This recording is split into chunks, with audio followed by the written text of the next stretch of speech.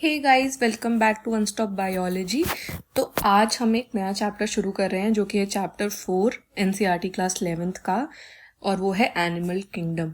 तो अगर आपने इससे पहले के वीडियोस नहीं देखे हैं गाइस, तो प्लीज़ इसके पहले के चैप्टर्स ज़रूर कवर कीजिएगा, जिसमें मैंने फर्स्ट 3 चैप्टर्स पढ़ाए हैं इंक्लूडिंग प्लांट किंगडम। ठीक है, मैं नहीं चाहती कि आप कोई भी ऐसा टॉपिक, चाहे वो छोटा हो या बड़ा हो, आपके बोर्ड्स या फिर नीट के पर्सपेक्टिव से मिस करें। ठीक है, तो आज हम पहले वीडियो में एनिमल किंगडम के जो बेसिस है क्लासिफिकेशन का, जिस बेसिस पे हम क्लासिफाई करते हैं एनिमल्स को, वो कवर करेंगे। ठीक है, सो बेसिकली हम जानते हैं कि मतलब बहुत सारे ऐसे स्पीशीज़ हैं एनिमल्स के, है ना, जिनको कि हमने बहुत सारे जगहों पर डिस्क्राइब करा है। ऑलमोस्ट ओवर 1 मिलियन स्पीशीज़ हैं। ठीक है, तो अब इनके बारे में जानने के लिए, ये जानने के लिए कि ये किस एनवायरनमेंट में रहते हैं, इनका पूरा इकोलॉजिकल एस्पेक्ट समझने के लिए, ठीक है, इनकी पूरी मॉर्फोलॉजी और एनाटॉमी समझने के लिए हम इसको किसी बेसिस पे क्लासिफाई करेंगे, राइट। हम हर एक ऑर्गेनिज्म को अलग अलग तो नहीं पढ़ सकते हैं, तो हम क्या करते हैं कि इनको ग्रुप कर देते हैं।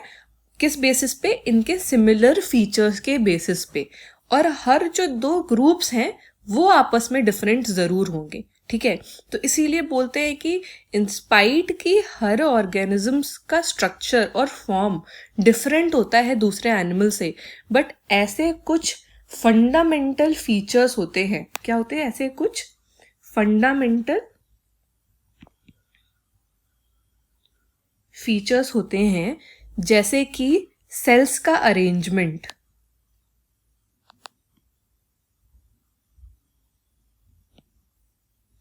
ठीक है, बॉडी की सिमेट्री,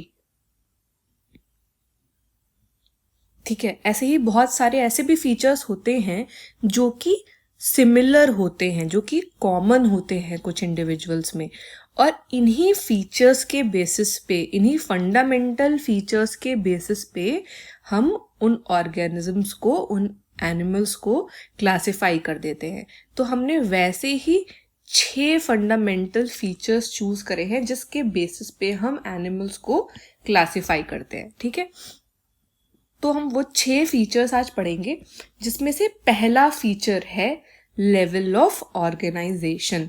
क्या मतलब है लेवल ऑफ ऑर्गेनाइजेशन का? उससे पहले आप ये बताइए कि एनिमल्स क्या होते हैं। क्या एनिमल्स यूनिसेल्युलर होते हैं या मल्टी सेल्युलर होते हैं? तो आपको पता होगा कि सारे एनिमल्स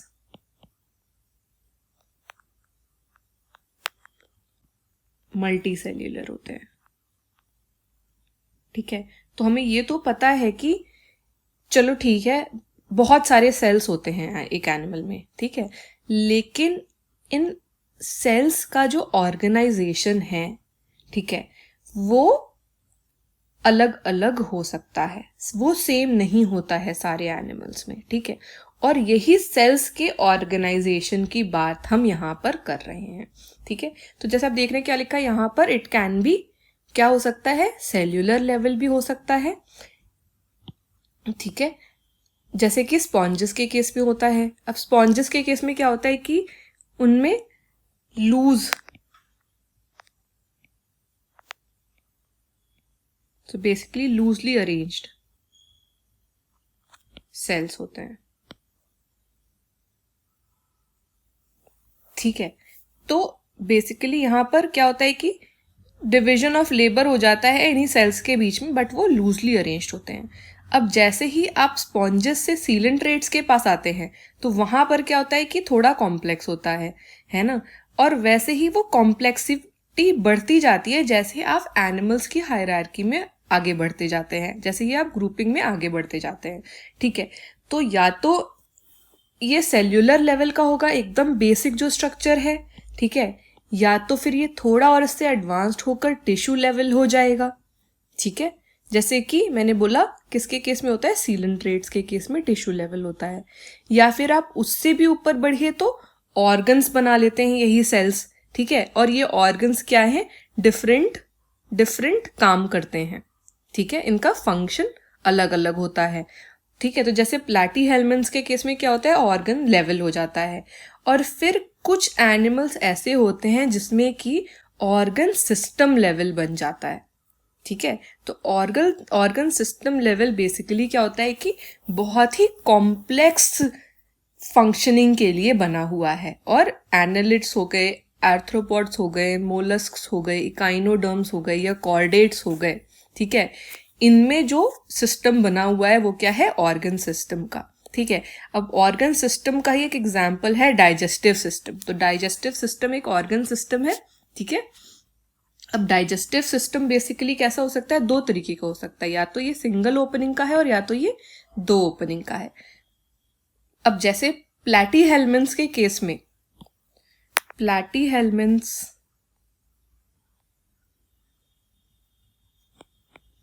के केस में ये सिंगल ओपनिंग होती है। ठीक है, तो ये क्या होता है कि बॉडी के बाहर एंड में होती है और ये दोनों का काम करती है, माउथ और एनस। तो ये इंजेशन में का भी काम करती है, फूड को अंदर भी लेती है, और एक्सक्रीशन का भी काम करती है। ठीक है, बट कुछ ऐसे भी एनिमल्स होते हैं जिसमें कि कंप्लीट डाइजेस्टिव, इसको कहते हैं इनकम्प्लीट डाइजेस्टिव सिस्टम, जैसा प्लैटीहेल्मिन्थ्स में है। कुछ एनिमल्स में क्या होता है, कंप्लीट डाइजेस्टिव सिस्टम होता है।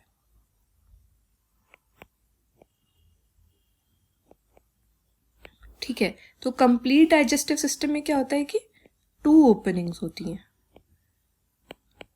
और ये कौन सी ओपनिंग है, एक तो होती है माउथ जहां से आप इंजेस्ट कर रहे हैं खाना, और दूसरी होती है एनस जहां से आप एक्सक्रीट कर रहे हैं।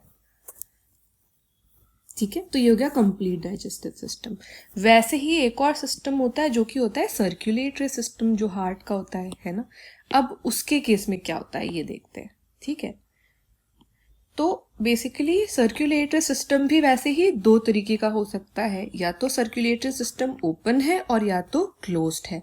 अगेन ओपन जो है वो कम जो डेवलप्ड हैं, उतने ज़्यादा एडवांस्ड नहीं है ऑर्गेनिजम्स, उनमें होता है। तो इसमें क्या होता है कि बेसिकली जो ब्लड पंप हो रहा है हार्ट से बाहर, वो सीधा सेल्स और टिश्यू के पास पहुंच जाता है, एज इन वो सीधा बस पंप करता है हार्ट बाहर ब्लड को, और वो सीधा बेध कर देता है सारे सेल्स और टिश्यूज को। ठीक है, फेंक देता है काइंड ऑफ। अब क्लोज्ड टाइप कैसा है, तो क्लोज्ड टाइप में क्या होता है कि जो ब्लड सर्कुलेट हो रहा है और हार्ट से बाहर जा रहा है, ठीक है, या हार्ट के अंदर आ रहा है, वो कैसे सर्कुलेट होता है, series of vessels of varying diameters. तो बहुत सारे तरीके की वेसल्स होती हैं जिसके थ्रू ब्लड सर्कुलेट होता है, रादर पंप आउट नहीं हो जाता सीधा एकदम एक साथ, सर्कुलेट होता है। और ये डिफरेंट वेसल्स होती हैं, आर्टरीज, वेन्स और कैपिलरीज। ठीक है, और ये अलग अलग डायमीटर की होती हैं डिपेंडिंग अपॉन इनका फंक्शनैलिटी क्या है। ठीक है, तो ये हो गया हमारा लेवल ऑफ ऑर्गेनाइजेशन। अब जो दूसरा बेसिस ऑफ क्लासिफिकेशन है वो है सिमेट्री। ठीक है, तो हम बेसिकली बोलते हैं कि कोई भी एनिमल को में या तो कोई सिमेट्री होगी या नहीं होगी। सिमेट्री किसके अराउंड, उनके सेंट्रल एक्सिस के अराउंड। तो हमने एक हर एनिमल का एक सेंट्रल एक्सिस देखा और हमने बोला कि उसके अराउंड सिमेट्री होगी। ठीक है, तो जैसे कुछ एनिमल्स तो एसिमेट्रिकल होते हैं, जैसे कि स्पॉन्जेस। ठीक है, अब उनमें क्या होता है कि आप किसी भी प्लेन से अगर सेंटर से पास कर रहे हो एक लाइन, ठीक है, तो वो कभी भी इक्वल हाफ में डिवाइड नहीं हो सकते हैं। ठीक है, तो वो हो गए एसिमेट्रिकल। अब कुछ होते हैं जो होते हैं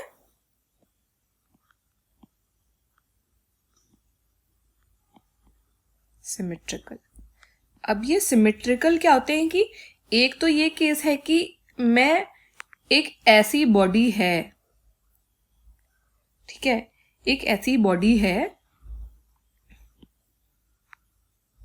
जिसमें हमने एक सेंट्रल एक्सिस मान लिया, और इस सेंट्रल एक्सिस से मैं किसी भी प्लेन से डिवाइड करूं, किसी भी प्लेन से, तो क्या हो कि जो उसकी बॉडी डिवाइड हो रही है वो हर बार दो आइडेंटिकल हाफ में डिवाइड हो रही है। ठीक है, तो ये हो जाती है रेडियल सिमेट्री। जैसे कि सीलेंट्रेट, स्टेनोफोर्स और इकाइनोडर्म्स में रेडियल सिमेट्री होती है। गाइस मैं ये जो भी टर्म्स ले रही हूँ ग्रुप्स का ऑफ एनिमल्स का, वो सब हम बाद में डिटेल में डिस्कस करने वाले हैं, ठीक है। तो अगर आपको ये समझ में नहीं आ रहे हैं टर्म्स तो टेंशन लेने की कोई बात नहीं है, ठीक है। अब दूसरे तरीके की भी सिमेट्री होती है, जैसे कि एनालिड्स, आर्थ्रोपॉड्स और उसके ऊपर वाले ऑर्गेनिजम्स में। वहाँ क्या होता है कि कुछ ऐसी बॉडी है, ठीक है, कि मैं उस बॉडी को अगर उसके सेंट्रल एक्सिस से डिवाइड कर रही हूं तो मुझे दो आइडेंटिकल हाफ मिलेगा, लेफ्ट और राइट हाफ मिलेगा, बट सिर्फ और सिर्फ एक ही प्लेन से मिलेगा, ठीक है। तो ऐसा नहीं है कि अगर मैं इसको ऐसे डिवाइड कर दूं तो हाफ सेम होगा, या अगर मैं ऐसे डिवाइड कर दूं तो हाफ सेम हो, है ना। सिर्फ एक ही ऐसा प्लेन होगा जिसको अगर मैं उस बॉडी के सेंटर ऑफ एक्सिस से पास कर रही हूं तो मुझे दो आइडेंटिकल लेफ्ट और राइट हाफ मिलेंगे, ठीक है। तो ये हो गया बाइलेटरल सिमेट्री। अब आप मुझे बताइए कि ह्यूमन बीइंग्स की सिमेट्री क्या है, ठीक है। और आप कैसे बताएंगे मुझे, आप मुझे बताएंगे कमेंट सेक्शन में मैसेज करके, ठीक है।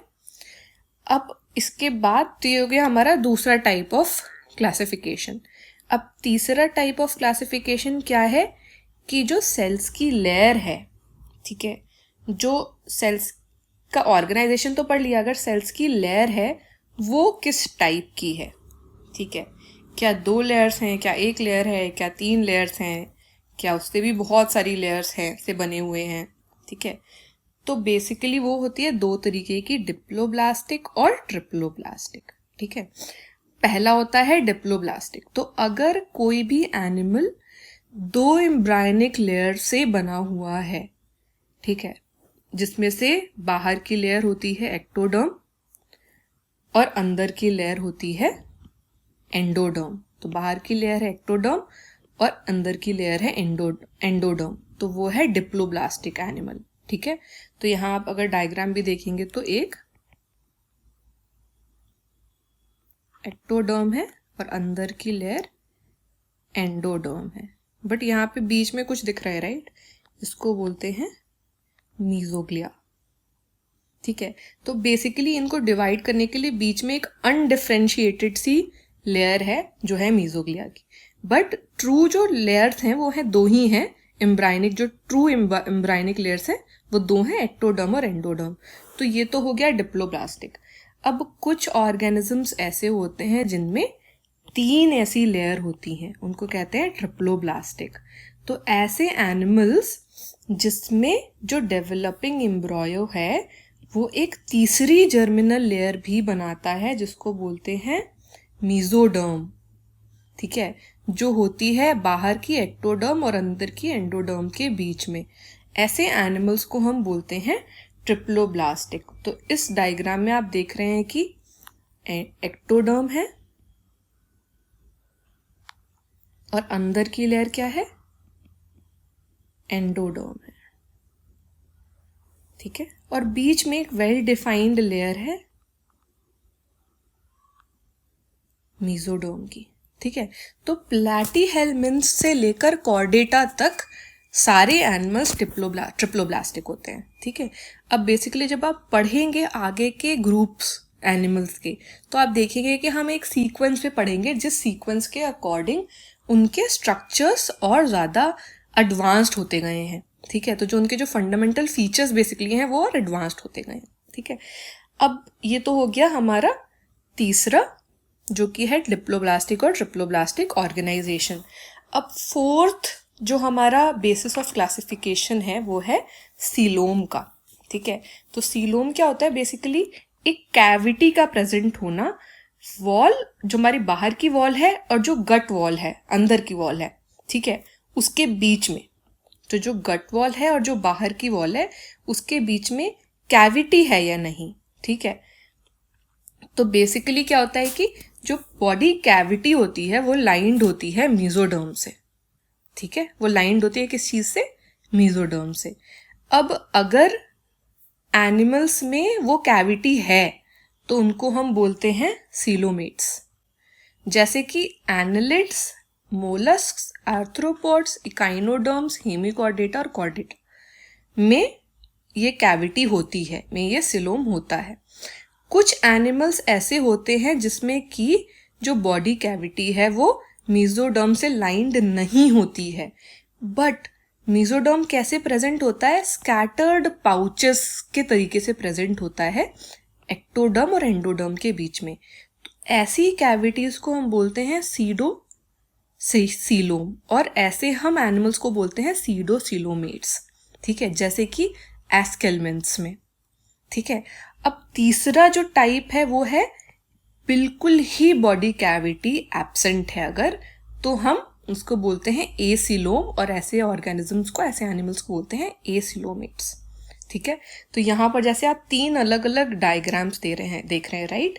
तो बेसिकली सीलोमेट्स में क्या है कि लाइंड तो है वो मेसोडर्म से, क्योंकि हमने पढ़ा क्या, वो मेसोडर्म से बॉडी कैविटी हमेशा लाइंड होती है, तो आप देख रहे हैं लाइंड है। ठीक है, और प्रेजेंट किसके बीच में है? एक्टोडर्म और एंडोडर्म के बीच में प्रेजेंट है। ठीक है, तो यहाँ आप देख रहे हैं पूरी लाइंड है कैविटी, है ना, और ये बाहर का जो है एक्टोडर्म, और ये जो अंदर की लेयर है एंडोडर्म की, उसके बीच में है, और ट्रू कैविटी है ना ये। तो ये हो गया हमारा सीलोमेट्स में, और ये क्या है? सीलोम है। ठीक है, दूसरा जो है उसमें सही तरीके से मेसोडर्म तो नहीं है जैसे लाइंड है इस पहले वाले केस में, लेकिन क्या है कि पाउचेस के तरीके से स्कैटर्ड है ना, पाउचेस हैं जो स्कैटर्ड है, और ये हो गया हमारा स्यूडोसिलोम।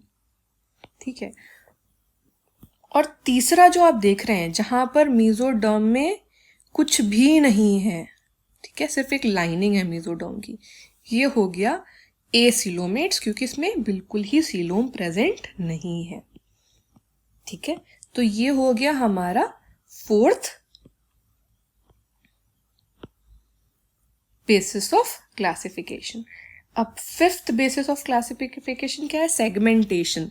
तो बेसिकली जब आप अर्थवॉर्म का स्ट्रक्चर हम पढ़ेंगे आगे के चैप्टर्स में, तो हम पढ़ेंगे कि कैसे अर्थवॉर्म सेगमेंटेड होता है।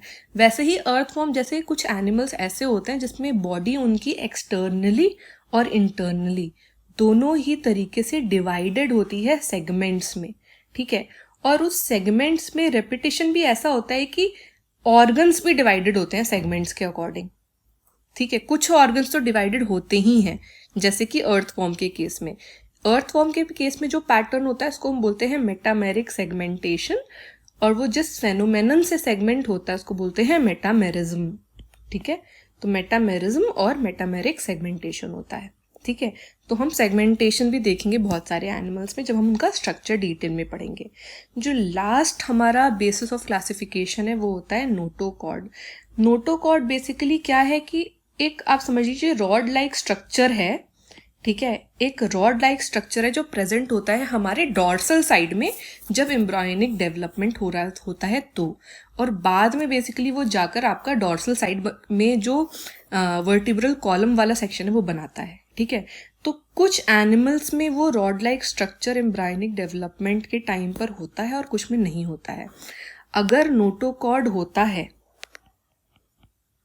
अगर नोटोकॉर्ड होता है एनिमल्स में तो हम उनको बोलते हैं कॉर्डेट्स, बट अगर नोटोकॉर्ड नहीं होता है तो हम उनको बोलते हैं नॉन कॉर्डेट्स। ठीक है, तो एक और क्वेश्चन आपके लिए, क्या ह्यूमन बीइंग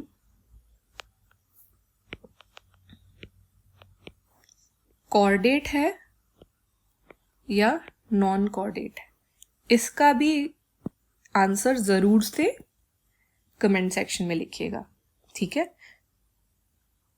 ओके, चलिए, तो इसी के साथ हमने क्या करा है, फर्स्ट वीडियो खत्म कर दिया जिसमें हमने 6 अलग टाइप्स ऑफ फंडामेंटल फीचर्स देखे जिस बेसिस पे क्लासिफाई करते हैं हम एनिमल्स को। नेक्स्ट चैप्टर से हम जो ग्रुप्स ऑफ एनिमल्स हैं उनकी स्टडी स्टार्ट कर देंगे। आई होप आपको ये वीडियो अच्छे से समझ में आया होगा। इन केस आपको कोई भी डाउट है तो प्लीज़ या तो आप कमेंट सेक्शन में लिख के मुझे बताइए, या तो जो व्हाट्सएप नंबर आपके डिस्क्रिप्शन में दिया है इस वीडियो के, उस पर भी आप मुझसे पूछ सकते हैं। ठीक है, उस नंबर पे मैसेज करके भी आप पूछ सकते हैं व्हाट्सएप पर। ठीक है, और अगर आपको ये वीडियो बहुत अच्छे से समझ में आया है तो प्लीज़ आप इस वीडियो को लाइक कीजिए और आपके फ्रेंड से शेयर ज़रूर कीजिए, और इन सारे वीडियोस से अपडेटेड रहने के लिए सब्सक्राइब ज़रूर कीजिए चैनल को। Okay, thanks guys, bye bye.